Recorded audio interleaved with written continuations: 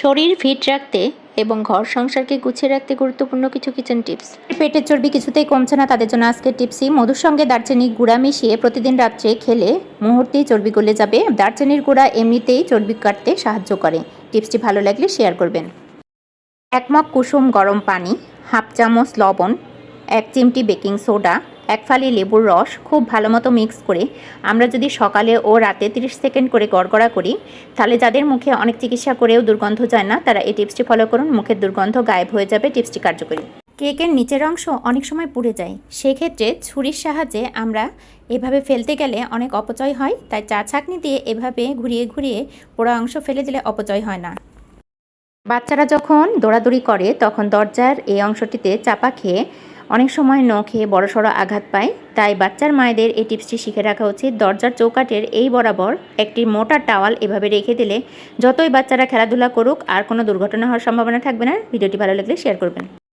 অনেক সময় জার্নি পথে পানি নিলে ব্যাগে অথবা স্কুল ব্যাগে পানি দিলে বোতলটি নাড়াচাড়া করে পানি পড়ে ব্যাগের জিনিসপত্র নষ্ট হয়ে যায়, তাই একটি সেফটি পেন দিয়ে রাবার ব্যান্ড দিয়ে এভাবে ব্যাগের মধ্যে আটকে এরপরে পানির পটটি নিলে পানি আর কখনোই পড়বে না। টিপসটি ভালো লাগলে শেয়ার করে দেবেন।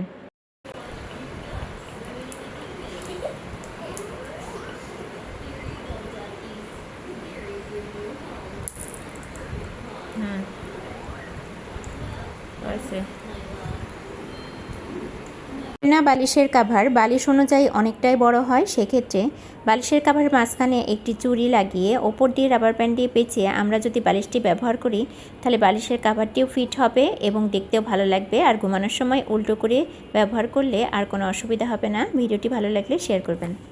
আমরা শপিং কিংবা লং জার্নিতে গেলে অনেক টাকা পয়সা মূল্যবান জিনিস ব্যাগের মধ্যে রাখি, কিন্তু ব্যাগের জিনিসপত্র নিরাপদ রাখার জন্য কোনো রকম লকের ব্যবস্থা থাকে না, তাই আমরা ব্যাগে একটি সেফটি পিন লাগিয়ে ব্যাগের জিনিসপত্র লক করে রাখতে পারি।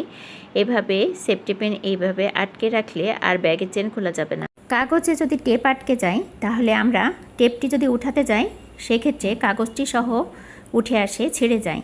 আমি একটি টাকায় কষ্টে পাটকে দিচ্ছি, অনেক সময় টাকায় কষ্টে পাটকানো হয়, এক্ষেত্রে টাকাটা নষ্ট হয়ে যায়। তো আমি এভাবে দুই সাইড থেকে হাত দিয়ে টেনে আমি টেপটিকে শুরু করে নিচ্ছি, তাহলে টাকাও ছিঁড়বে না, কাগজও ছিঁড়বে না। টিপসটি কার্যকরী, ভালো লাগলে শেয়ার করে দেবেন।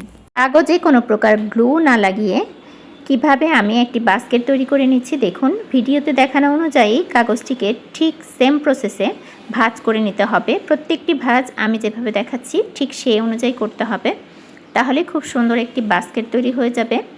এই বাস্কেটটি ছোট ছোট রাবার ব্যান্ড, এছাড়া বাচ্চাদের ছোট খেলনা, হিজাব পিন যাবতীয় কিছু রাখা যাবে। ভিডিওটি ভালো লাগলে সবাইকে জানার সুযোগ করে দিন।